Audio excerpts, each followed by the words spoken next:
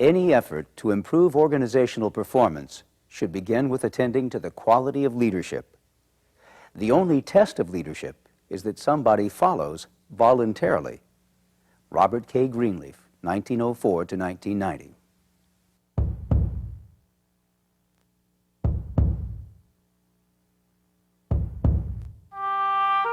Throughout the centuries of human history, there have appeared in our midst a number of people whom we have recognized as leaders. Some have led through the use of coercive power and force. For many, then, leadership has meant, I lead, you follow, ask questions later, if at all. Sometimes this has resulted in people being led to places they would rather not have gone. And yet other leaders have shown us another way. The leaders you see here were somehow different, unique, successful, remembered well, and each, in their way, has shown certain special characteristics, characteristics which we find today in servant leadership. Servant leadership. To some, the phrase may seem to be an oxymoron, a contradiction in terms. To others, the phrase servant leadership presents an enticing paradox worthy of exploration. What does servant leadership mean? In 1970, retired AT&T executive Robert K. Greenleaf coined the term servant leadership to describe a kind of leadership he felt was largely missing from most modern organizations. The concept became clear to him as a result of his reading Nobel Prize winner Hermann Hesse's short novel, The Journey to the East. In that story, a group of seekers set off on a pilgrimage. Along the way, the group's faithful servant, Leo, suddenly disappears. With Leo gone, the group begins to disintegrate. Quarrels break out, and their once cooperative and noble effort fails. In the end, the servant Leo turns out, in truth, to have been their unrecognized leader. Without Leo, Hess writes, without his enthusiasm for our great undertaking, the undertaking itself seemed in some mysterious way to lose meaning. For Leo, while serving, had also provided the vision. He had enabled those on the journey to see and act and grow beyond themselves. Such is the nature of true leadership, servant leadership. Not long after his encounter with Hesse's novel, Robert Greenleaf was able to synthesize what his intuition and experience with years of organizational leadership and training had taught him. The servant leader is servant first. It begins with a natural feeling that one wants to serve. Then conscious choice brings one to aspire to lead. The difference manifests itself in the care taken by the servant. First, to make sure that other people's highest priority needs are being served. The best test is, do those served grow as persons? Do they, while being served, become healthier, wiser, freer, more autonomous, more likely themselves to become servants? The implications of Greenleaf's conclusions about servant leadership are important and exciting.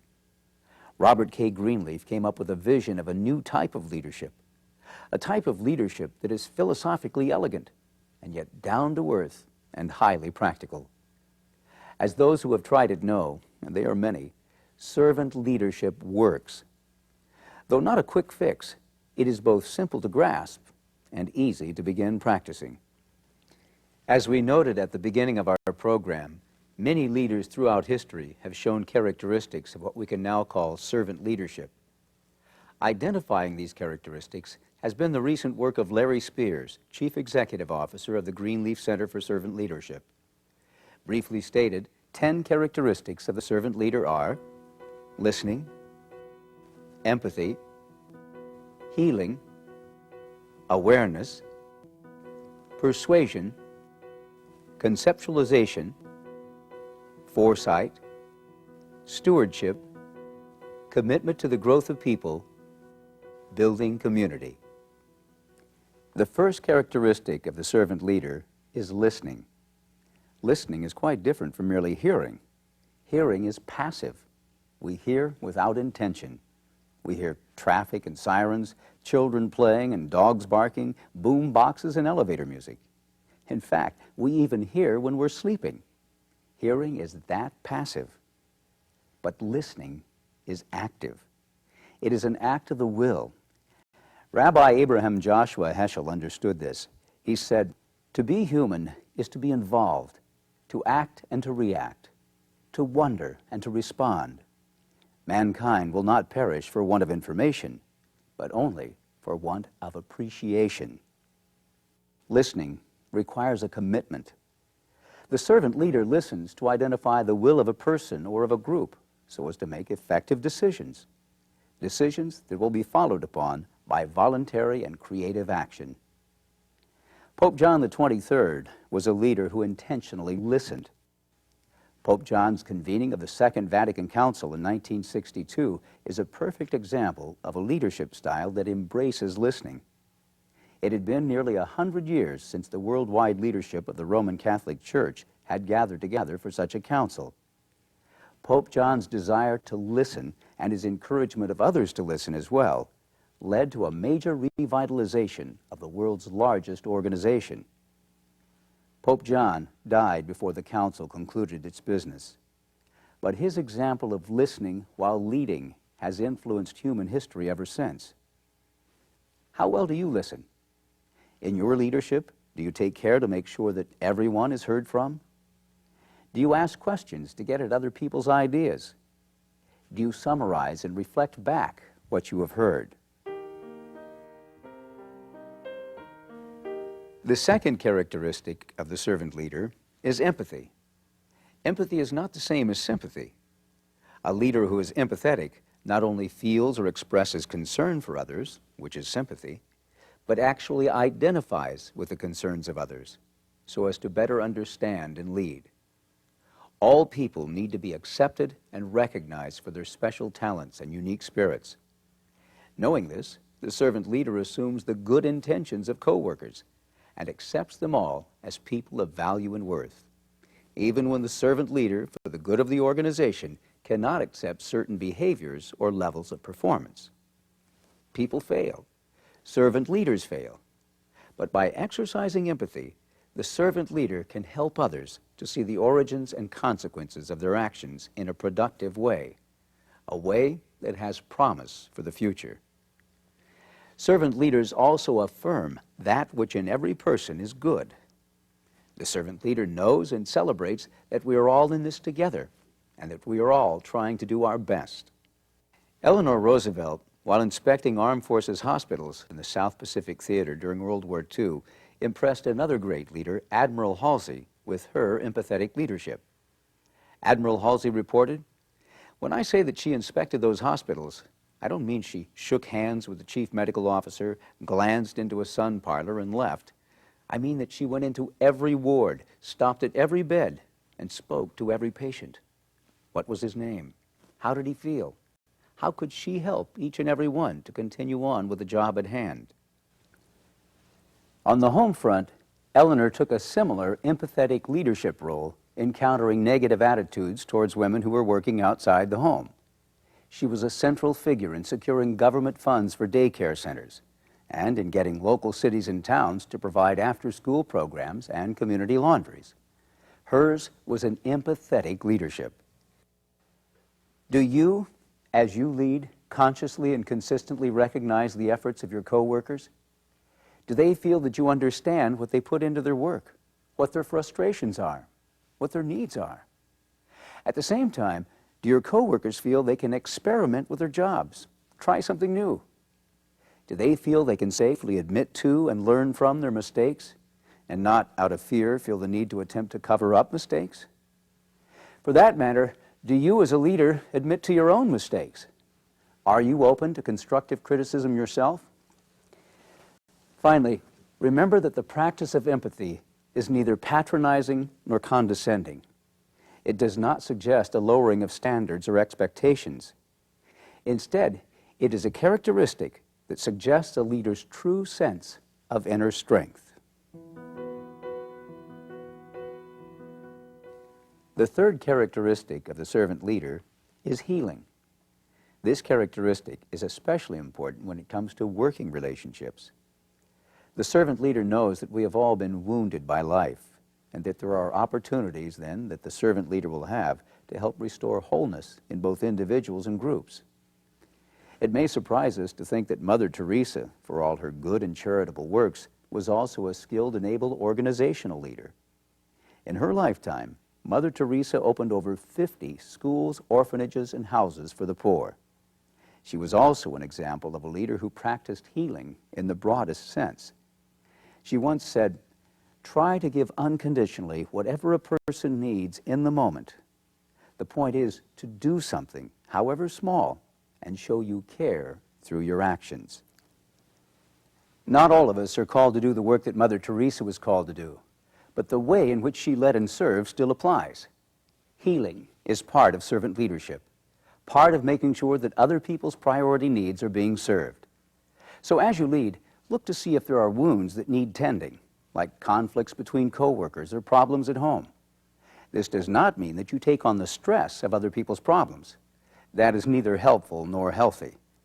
Rather, the servant leader will try to be a non-anxious presence, recognizing and naming the problem and being willing to help people to resolve conflicts on their own.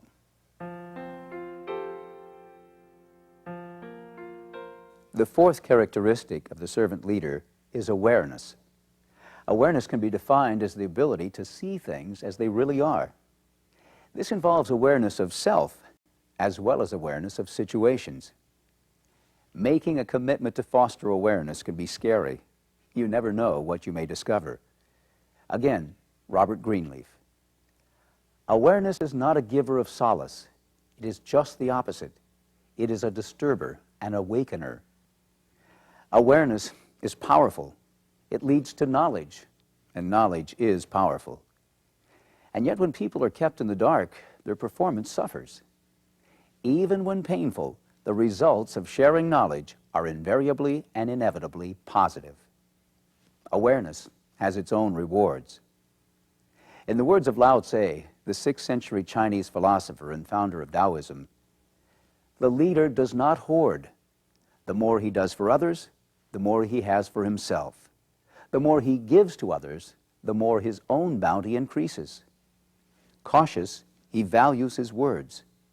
When his work is completed and his affairs are finished, the people say, "We are like this by ourselves."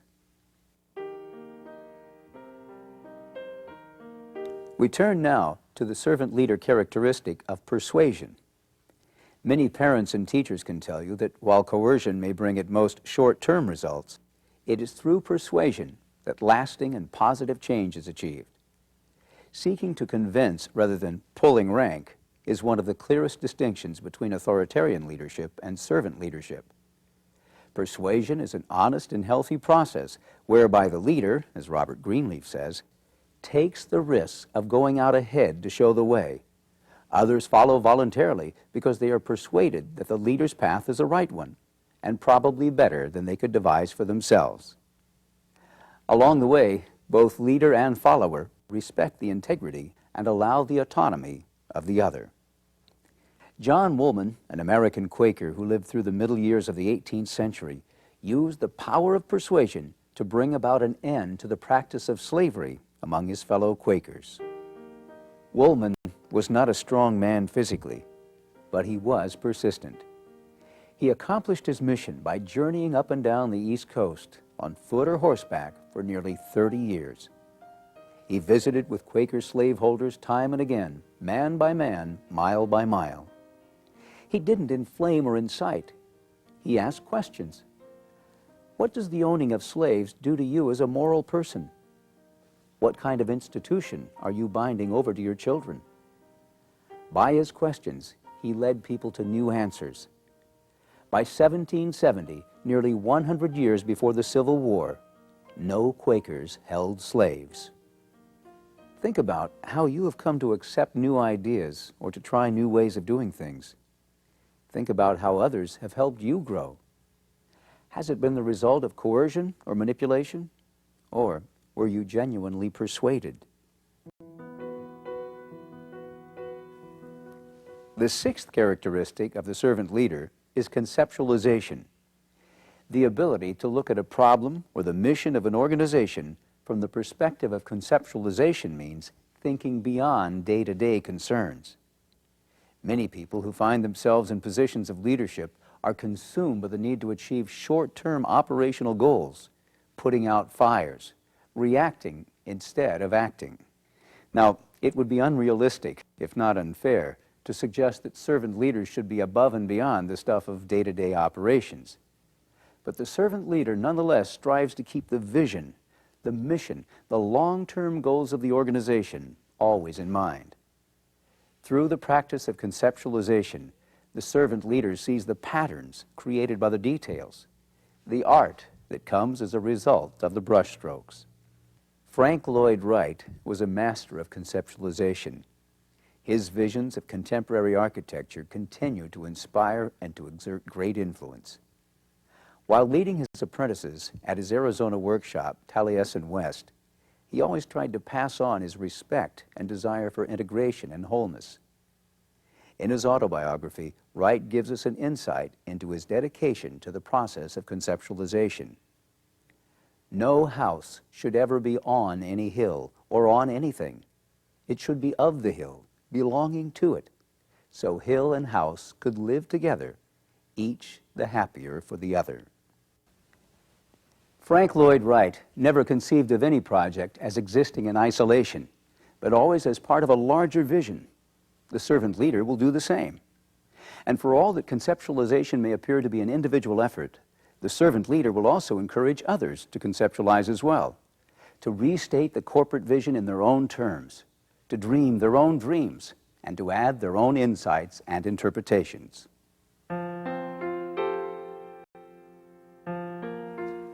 The next characteristic of the servant leader is foresight. Coming out of awareness and closely related to the experience of conceptualization, foresight is the ability to view the likely outcome of a given situation. Foresight is a fluid process, combining an understanding of lessons learned in the past, the realities of the present, and the consequences in the future. Foresight takes the past together with the present and projects the two of them forward. It acknowledges that future events don't just come out of nowhere, but are somehow related to things past and present. Martin Luther King was a leader who had foresight. I have a dream that my 4 little children will one day live in a nation where they will not be judged by the color of their skin, but by the content of their character. I have a dream today.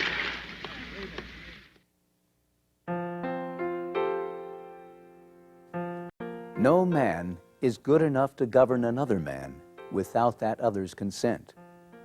This country with its institutions belongs to the people who inhabit it. When Abraham Lincoln said those words, he was talking about stewardship, the next characteristic displayed by the servant leader. How we use and take care of what has been placed in our trust is what stewardship is all about. In the broadest sense, all human beings are stewards. For example, both religion and environmental science have provided us with the insight that we are all stewards of our planet and of its resources. We have been entrusted with the care of the earth. The earth, in turn, supports us and gives us life. This understanding, then, affects our attitude towards how we use what the earth has provided. The same is true with our people, our organizations, and our institutions. As leaders, especially as servant leaders, we recognize that we are stewards. We have been entrusted with that which ultimately belongs to others, whether it's the talents of our co-workers, the resources of our corporations, or the ideals of our institutions. We must honor that trust by being good stewards. Servant leaders believe that people have an intrinsic value, and they treat them accordingly. Therefore, the servant leader will do everything within his or her power to nurture the personal, spiritual, and professional growth of co-workers. In practice, this means such actions as providing resources and opportunities for continuing education and training, taking a personal and respectful interest in the ideas and suggestions of everyone, encouraging coworker involvement in decision-making, and actively assisting laid-off coworkers to find other employment, to name just a few. Although it is true that each person is individually responsible for personal growth, leadership in this area can be vital. Vince Lombardi was clearly committed to the growth of his players. Perhaps the least appreciated aspect of Lombardi's leadership style was the way he encouraged his players to think for themselves and to respond intelligently to whatever they confronted. Even the offensive linemen called their own blocking assignments at the line. Lombardi himself said, "Leadership is not so much leading as having the people led accept it. And you do that by being committed to their growth." It was no accident, then, that so many of Lombardi's Packers went on to become independent thinkers and successful businessmen when their playing days ended. The 10th and final characteristic of the servant leader is building community.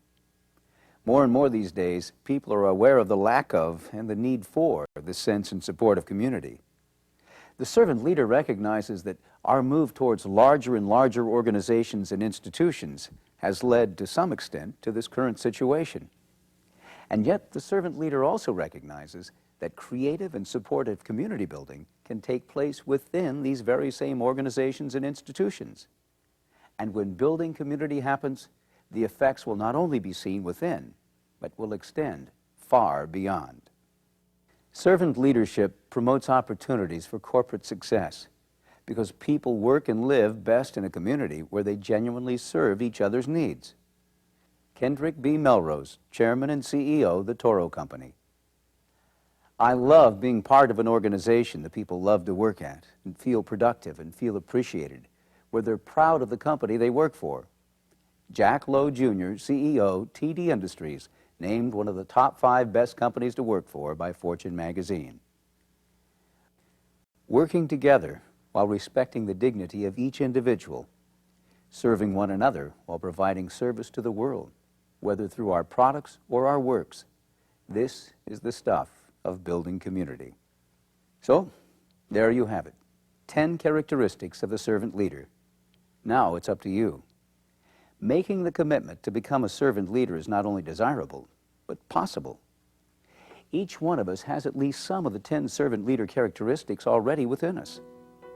The first step, then, is to recognize those existing characteristics, to name them and claim them as our own, and to honor their presence by practicing them more and more.